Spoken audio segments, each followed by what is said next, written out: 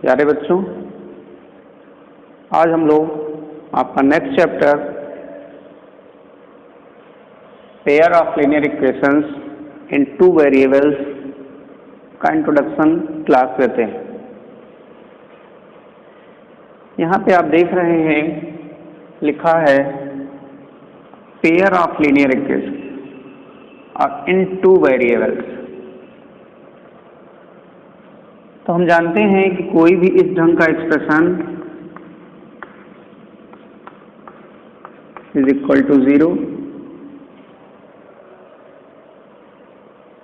इस इक्वेशन में आपके दो वेरिएबल हैं। फर्स्ट वेरिएबल यहाँ पे है x एंड सेकंड वेरिएबल है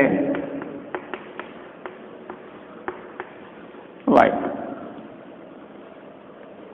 इसलिए इस इक्वेशन को इक्वेशन इन टू वेरिएबल कहा गया, क्योंकि यहाँ पे एक x है दूसरा y। अब यह लीनियर क्यों है? पॉलिनॉमियल पढ़ते समय हम लोगों ने देखा था कि कोई पॉलिनॉमियल लीनियर कब होता था कि जब उसके ऊपर जो वेरिएबल्स हों, वेरिएबल के ऊपर जो मैक्सिमम एक्सपोनेंट लगा हो, घात लगी हो, वह एक होनी चाहिए, तब वो लीनियर कहलाता था। तो आप देख रहे हैं यहाँ x के ऊपर भी पावर 1 है और इसके ऊपर भी पावर 1 है, तो इसलिए हम कहेंगे यह जो इक्वेशन दिया गया है यह लीनियर भी है।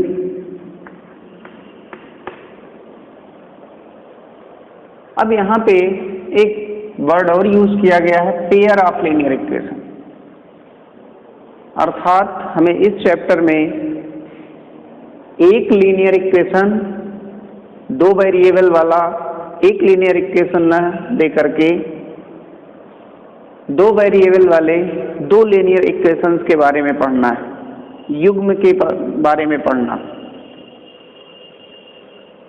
तो यहाँ पे निश्चित तौर पे एक ही नहीं रहेगा, बल्कि ऐसे दो इक्वेशंस आपके पास दिए रहेंगे। तो यहाँ पे अगर हम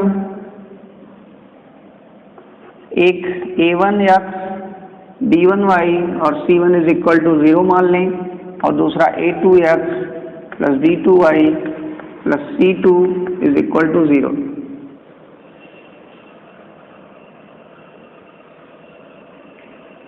इस ढंग के लीनियर इक्वेशंस को यदि हम साथ साथ लें, यही कहलाएंगे pair of linear equations in two variables. अब आइए हम देखते हैं पेयर ऑफ लीनियर इक्वेशंस को हम कैसे डिफाइन करेंगे तथा इनका ज्योमेट्रिकल रिप्रेजेंटेशन क्या होता है।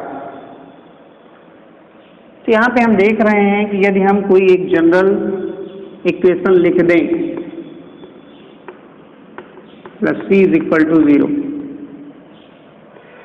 ax by and c is equal to 0 is called a linear equation in two variables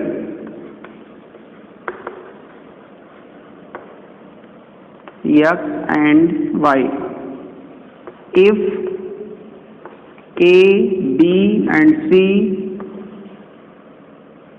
belongs in real number and a and b both must not be equal to 0। ये जो equation दिया गया है ये linear equation in two variable कहलाएगा जब a, b तथा c real number हो, बिलोंग्स इन रियल नंबर, और a तथा b दोनों जीरो ना हो। ऐसा ना हो कि a भी जीरो हो जाए और b भी जीरो हो जाए, यदि ए भी 0 हो गया, बी भी 0 हो गया, तो यह linear equation in two variables नहीं हो सकता। जैसे हम कहें कि इस कंडीशन को यदि हम सिंबल्स में लिखें तो ए, दो कंडीशन होनी चाहिए। फर्स्ट है कि A, B and C belongs in real number, and second A and B both must not be equal to 0।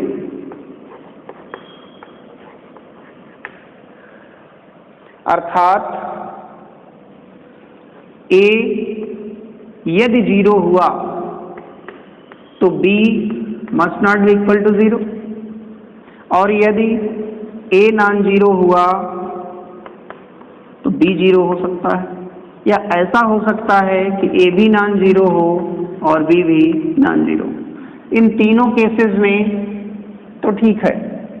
एक चौथा केस अगर बन गया a is equal to 0 and b is equal to 0, तब यह linear equations in two variables नहीं रह जाएगा। इस केस को हम कुछ ऐसा भी लिख सकते हैं, जो सेकंड कंडीशन हमने लिखी है कि a and b both must not be equal to 0। इस दूसरी कंडीशन को हम दूसरे ढंग से भी कह सकते हैं कि a square plus b square must not be equal to 0। ये सेम यही दूसरी कंडीशन है, बस लिखने का तरीका दूसरा है। कैसे? इसे linear equation in two variable होने के लिए जरूरी क्या है? या तो यह कंडीशन फॉलो हो, या यह कंडीशन फॉलो हो, या यह कंडीशन फॉलो हो। अगर हम इन सबको इसमें पुट करें तो देखिए यही कंडीशन आती है कि नहीं आती। यदि हम a स्क्वायर करेंगे तो अगर ये 0 है तो ये 0 हो जाएगा, लेकिन b 0 नहीं है तो ये 0 नहीं होगा। जब b स्क्वायर आ जाएगा, b स्क्वायर तो 0 के बराबर होगा नहीं। ऐसे यहाँ पे a अगर हमारा नॉन 0 है, b 0 है, तो इस केस में क्या होगा? a स्क्वायर करेंगे तो ये भी क्या होगा? नॉन 0 आ जाएगा, और b 0 है 0 हो जाएगा। लेकिन a स्क्वायर कभी भी 0 के बराबर नहीं होगा। तीसरा केस लेंगे कि a स्क्वायर, a भी नॉन 0 है, b भी नॉन 0 है, तो a स्क्वायर b स्क्वायर दोनों क्या होंगे? नॉन 0 होंगे, तो दोनों का सम भी नॉन 0 होगा, तो नॉन 0। तीसरा केस अगर हम ले लें, a भी 0 है, b भी 0 है, तब क्या होगा? तो a स्क्वायर और d स्क्वायर दोनों क्या हो जाएंगे? 0 होंगे, और दोनों का सम भी तब क्या हो जाएगा? 0 हो जाएगा। तो यहाँ पे यह जो केस लिखा गया है वो या तो इसको सेटिस्फाई करना चाहिए या सेकंड सेटिस्फाई करना चाहिए। सेकंड वाला ही दूसरे रूप में लिखा जा सकता है। इस कंडीशन को हम इस रूप में भी लिख सकते हैं कि a b c must belong in R, और दूसरा a square plus b square must not be equal to 0। इन दोनों का जो सम हो वो 0 के बराबर ना हो। तो इस ढंग से हम यहाँ पे इसको डिफाइन कर सकते हैं। अब हम देखते हैं इस लीनियर इक्वेशन का सॉल्यूशन क्या होगा।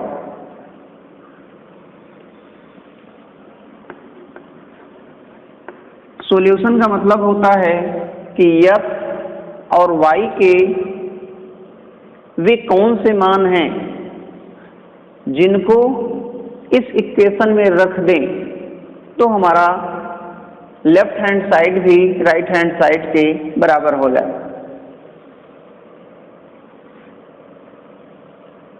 यहाँ पे यदि हम मान लें, कैसे हम कहें कि x की वैल्यू हम h ले लें और y की वैल्यू हम k ले लें।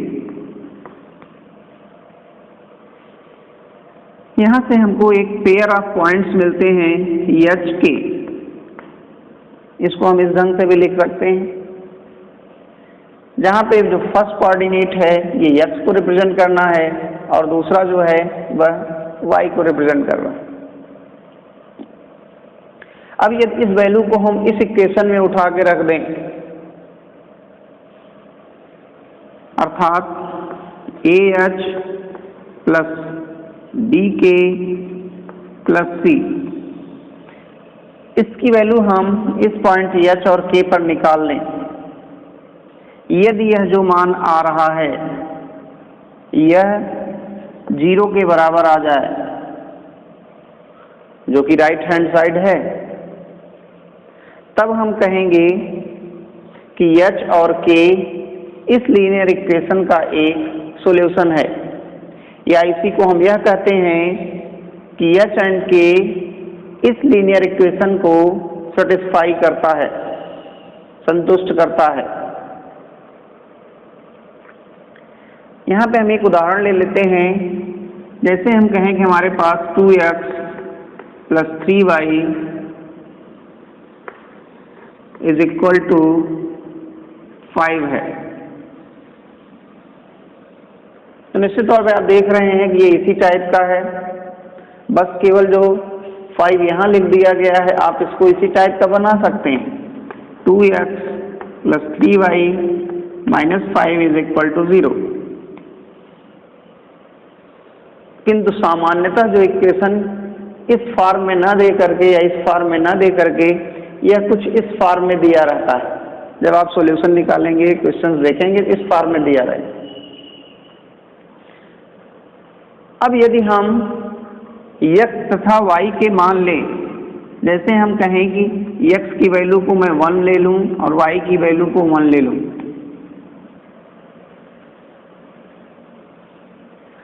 तो निश्चित तौर पे आप देख रहे हैं कि यह जो इक्वेशन है इसकी वैल्यू कितनी आएगी, 2 1 प्लस 3 1, और यह जो वैल्यू आ रही है वो कितना आ रही है, 5 आ जा रही है। और यही 5 ये लेफ्ट हैंड साइड हमारा हो गया, और राइट हैंड साइड में कितना दिया गया है, 5 दिया गया। इसका मतलब x का जो यह मान है, x इज इक्वल टू 1 और y इज इक्वल टू 1, यह रिप्रेजेंट करता है कि ये जो पॉइंट्स हैं वो इस इक्वेशन को सेटिस्फाई करते हैं, संतुष्ट करते हैं। तो यहाँ से हम कह सकते हैं कि this implies x is equal to 1 and y is equal to 1, या हम इसी को कह दें कि 1 1 satisfies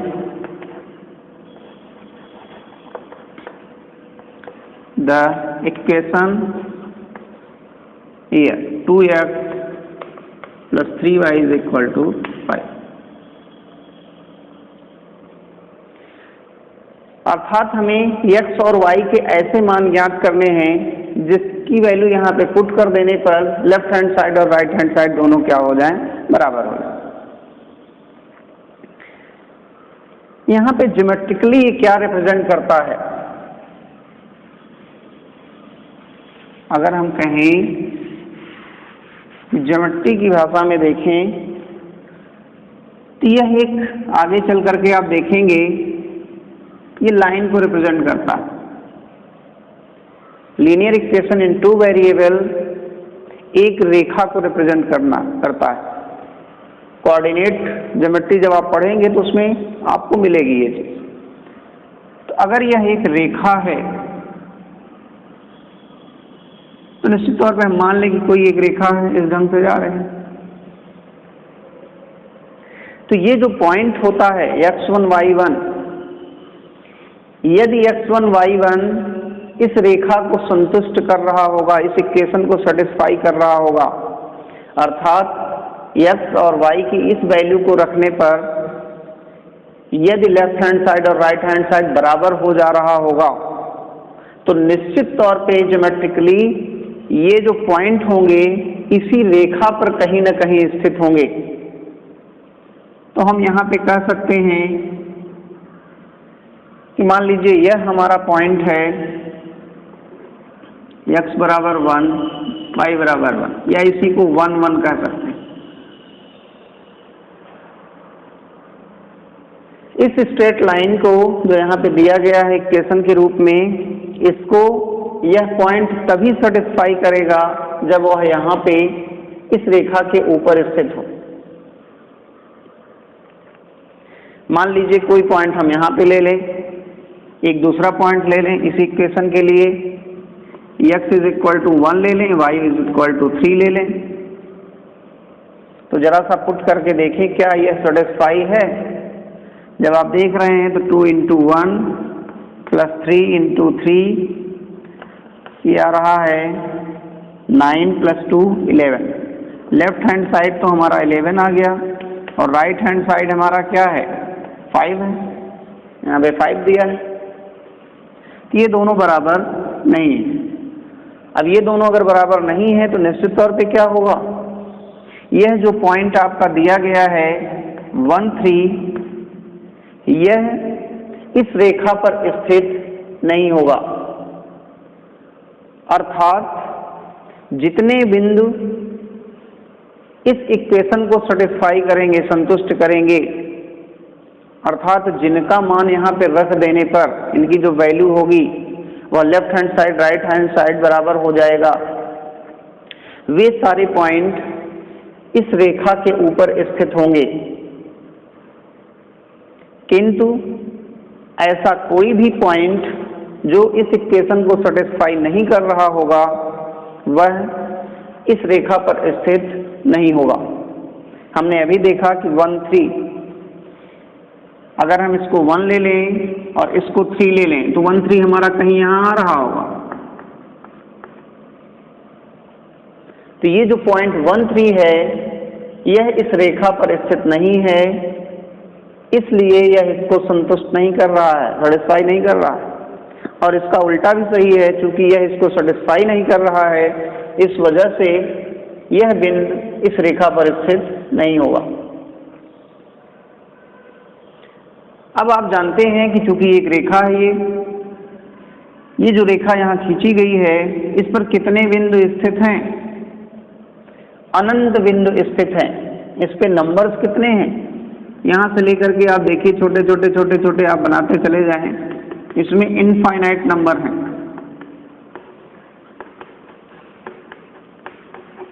infinite number of points are present online, यानी इस रेखा पर अनंत बिंदु स्थित हैं। अब यदि अनंत बिंदु हैं स्थित इस पर, और मैंने अभी बताया कि जितने भी बिंदु इस रेखा पर स्थित होंगे वे सारे के सारे इस इक्वेशन को सेटिस्फाई करेंगे, अर्थात वे बिंदु इस समीकरण के हल होंगे। तो निश्चित तौर पे इस इक्वेशन के कितने हल हो सकते हैं, जब इस रेखा पर इनफाइनाइट पॉइंट्स हो सकते हैं तो निश्चित तौर पे यही infinite number of solution, number of solutions भी होंगे।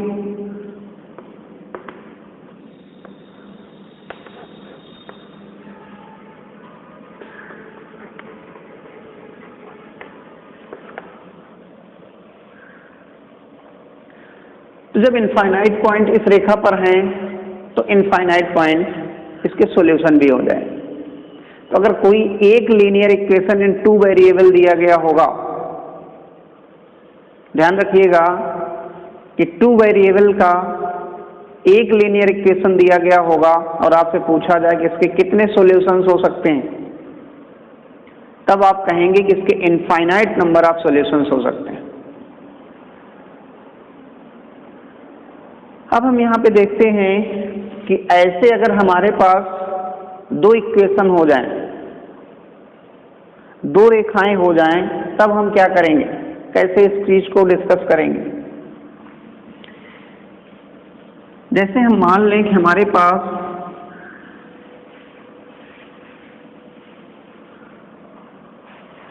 दो रेखा है,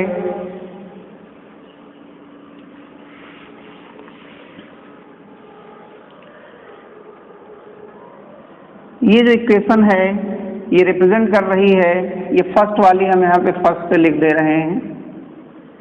फर्स्ट इक्वेशन हमारा हो ax plus a1x plus b1y plus c1 is equal to 0। और दूसरा हो a2x plus b2y plus c2 is equal to 0। ये दो रेखाएं हैं। मैंने अभी देखा कि अगर ये लीनियर इक्वेशन इन 2 वेरिएबल है तो हम इसको स्ट्रेट लाइन के रूप में रिप्रेजेंट कर सकते हैं।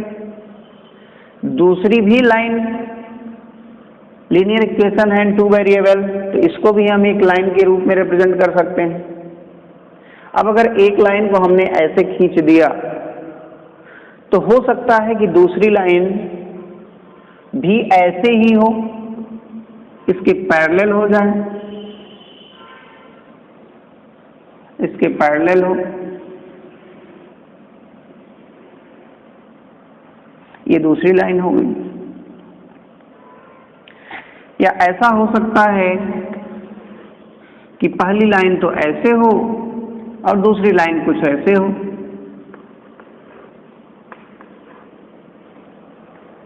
या ऐसा भी हो सकता है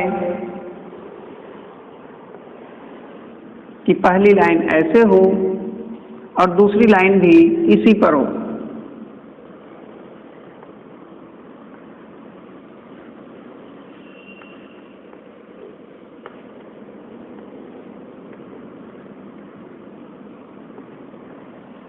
तीन केसेस हो सकते हैं। एक पहली लाइन हो गई और ये दो एरो से बनाया है मैंने, ये दूसरी लाइन हो गई। दोनों लाइन एक दूसरे पर कोइंसाइड कर जाए। ये तीन केस हो सकते हैं जब हम पेयर ऑफ लीनियर इक्वेशंस लेंगे इन 2 वेरिएबल्स। इस केस में आप देख रहे हैं कि ये जो पॉइंट हैं, ये जो रेखाएं हैं दोनों, ये एक दूसरे को कहीं पे कट नहीं करेंगी। समानांतर रेखाएं हैं और समानांतर रेखाओं की परिभाषा ही होती है कि ये एक दूसरे के से कहीं पे इंटरसेक्ट नहीं करती हैं, एक दूसरे को कहीं काटती नहीं है। यदि ऐसे दो सरल रेखाएं होंगी या ऐसे दो पेयर्स ऑफ इक्वेशन होंगे तो निश्चित तौर पे इन दोनों को जब हम एक साथ लेंगे तो कोई निश्चित हल प्रोवाइड हमको नहीं कर पाएंगे। तो यहाँ पे नो सॉल्यूशन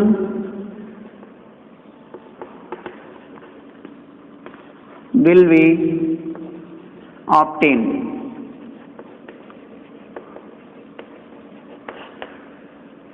यहाँ पे हमें कोई सॉल्यूशन नहीं मिलेगा। दोनों इक्वेशंस को सेटिस्फाई करता हुआ, निश्चित तौर पे इस लाइन को सेटिस्फाई करता हुआ अनंत बिंदु मिलेंगे, इस लाइन को सेटिस्फाई करते हुए अनंत बिंदु मिलेंगे, लेकिन इन दोनों सरल रेखाओं को एक साथ संतुष्ट करता हुआ, सेटिस्फाई करता हुआ कोई बिंदु नहीं मिलेगा यदि ये दोनों पैरेलल लाइन हैं। नेक्स्ट हमारा होगा इस टाइप का। यहाँ पे आप देख रहे हैं कि एक लाइन इस ढंग से है, दूसरी लाइन इस ढंग से है, और ये किसी एक पॉइंट P पर, जिसे हम H के लिख दें, इस पॉइंट पर ये एक दूसरे को इंटरसेक्ट कर रही हैं, काट रही हैं। अर्थात इस फर्स्ट इक्वेशन के जितने भी सॉल्यूशन होंगे, मैंने बताया था अनंत सॉल्यूशन होंगे, उनमें एक सॉल्यूशन यह H के भी होगा क्योंकि इस लाइन पर भी यह H के बैठा है। ऐसे ही यह H के दूसरी लाइन पर भी बैठा है, तो निश्चित तौर पे ये दूसरी लाइन का भी सॉल्यूशन होगा। अब यह H के जहां पे कट कर रहा है, यह पॉइंट आप देख रहे हैं क्योंकि दोनों लाइन पर स्थित है, इसलिए यह X का यह मान और Y का यह मान दोनों इन दोनों इक्वेशंस को सेटिस्फाई कर रहा होगा। और हमको यही पॉइंट निकालना है जो इस इक्वेशन और इक्वेशन दोनों को सेटिस्फाई करे। तो यहां से आपको कितने सॉल्यूशंस मिल जाएंगे? This implies H and K will be a solution of line या इक्वेशन 1 and 2। यहाँ से फर्स्ट इक्वेशन और सेकंड इक्वेशन का जो सॉल्यूशन होगा वो HK होगा। तो जो पॉइंट ऑफ इंटरसेक्शन होगा यही हमारा सॉल्यूशन हो जाएगा। नेक्स्ट हमारा यहाँ पे है, इस केस में देखें तो आप देख रहे हैं कि दोनों लाइन यहाँ पे कॉन्साइड की हुई हैं, पहली लाइन और उसी के ऊपर दूसरी लाइन। इसका मतलब हुआ कि फर्स्ट लाइन पर जो भी पॉइंट बैठा होगा H1 K1 वो सेकेंड लाइन पे भी है। ऐसे ही यहाँ पे H2 K2 अगर हम कर दें तो ये भी पहली लाइन पर भी है और दूसरी लाइन पर भी है। एक हम तीसरा पॉइंट ले लें H3 K3, तो आप देख रहे हैं कि ये भी पहली लाइन पर भी है, दूसरी लाइन पर भी। इसका मतलब क्या हुआ कि इस कंडीशन में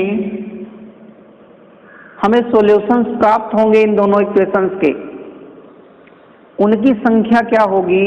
उनकी इनफाइनाइट नंबर ऑफ सॉल्यूशंस होंगे। इस दशा में जो सॉल्यूशन हमको प्राप्त होगा वो उनकी संख्या अनंत होगी। तो यहां पे हम देख रहे हैं in this case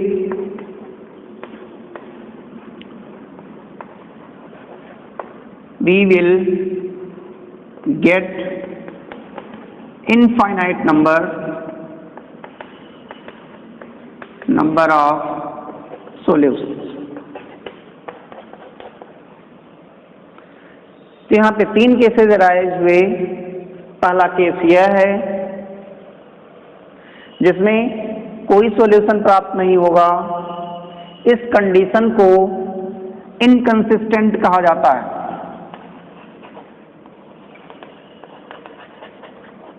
inconsistent condition या असंगत अवस्था।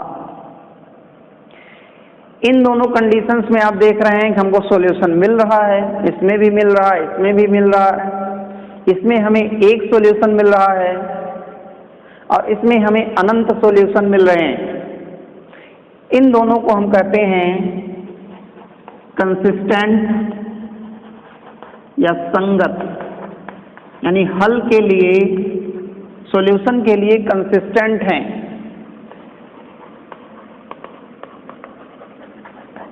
या संगत।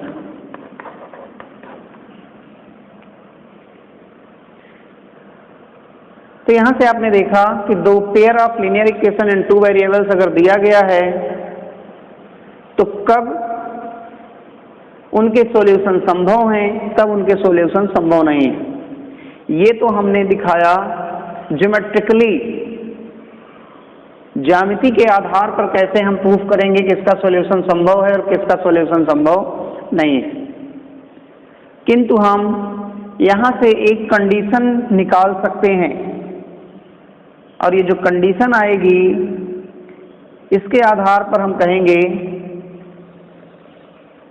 कि कौन से सॉल्यूशन कंसिस्टेंट होंगे और कौन से सॉल्यूशन कंसिस्टेंट नहीं होंगे। नेक्स्ट हम इसको हटा करके देखते हैं, तब तक आप इसका स्क्रीनशॉट ले लीजिए एक बार।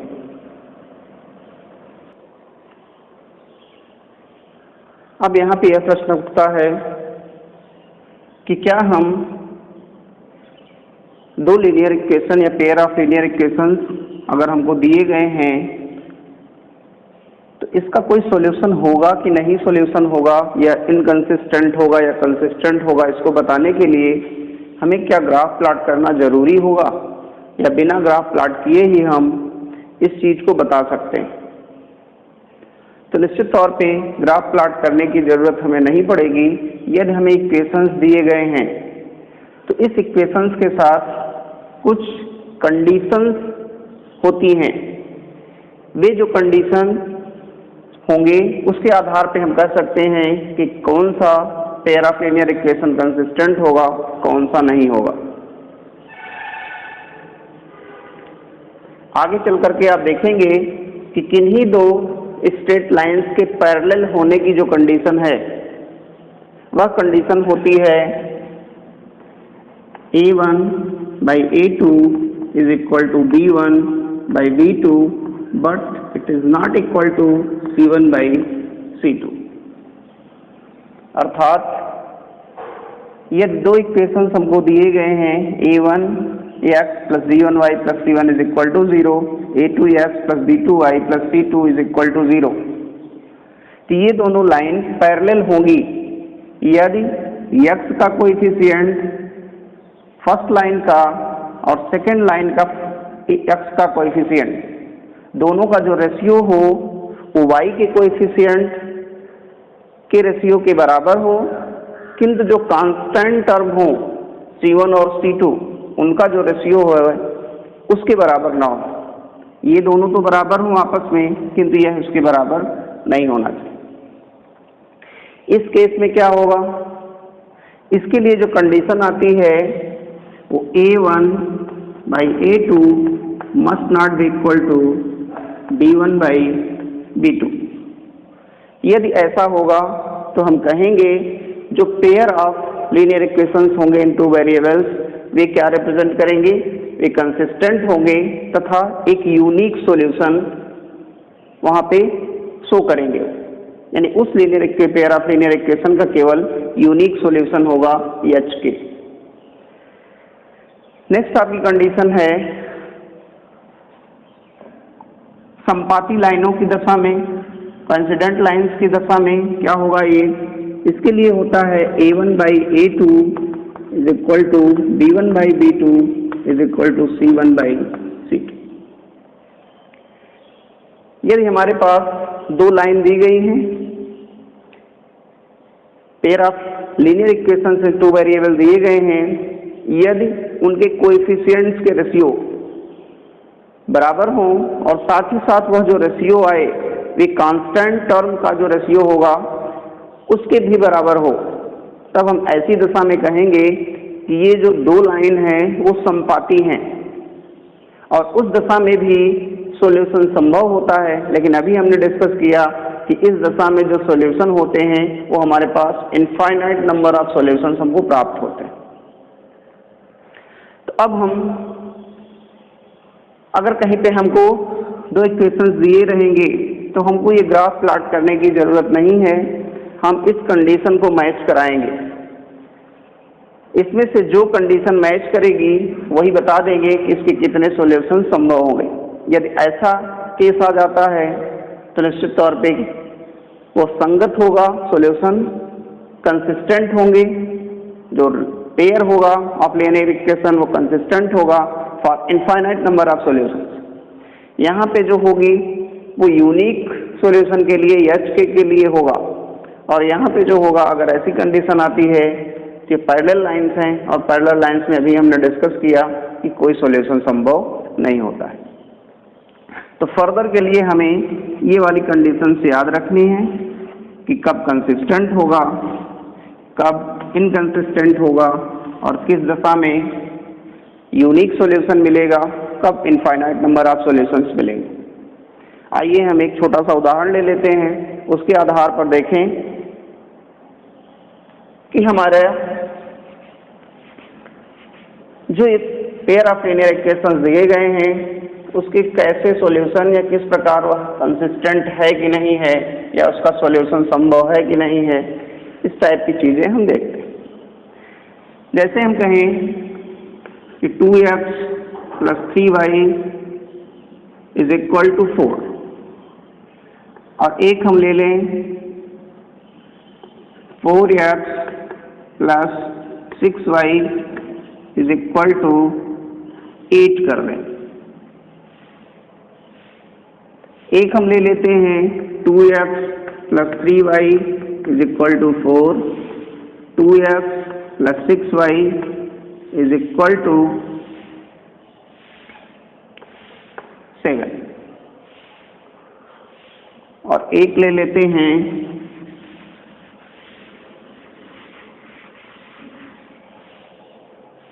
एक ले लेते हैं 2x plus 3y is equal to 4, 2x plus 4y is equal to 5। ये तीन हमने एग्जाम्पल लिए हैं। इसमें हमको देखना क्या है कि ये फर्स्ट लाइन का फर्स्ट कोएफिशिएंट जो x का कोएफिशिएंट होगा यही हमारा a1 हो जाएगा। तो यहाँ पे a1 बाई a2 की जो वैल्यू आ रही है वो 2 आ रही है, सॉरी 2 बाई 4 आ रही है। b1 बाई b2 की जो वैल्यू आ रही है वो 3 बाई 6, इसको कैंसिल कर देंगे तो यह भी 1 बाई 2 आ गई। और c1 c2 की वैल्यू जब आ जाएगी, c1 बाई c2 लेंगे तो ये भी कितना जा रहा, 4 बाई 8, कैंसिल करेंगे तो ये भी 1 बाई 2। अर्थात जो इस वाली लाइन का केस आ रहा है वो a1 by a2 is equal to b1 by b2 is equal to c1 by c2। तो यहाँ से प्रदर्शित हो रहा है कि ये जो दो लाइन हैं, जो हमारा थर्ड केस था समपाती वाला, वह है। अर्थात ये दोनों लाइनें एक दूसरे के ऊपर कोइंसाइड करेंगी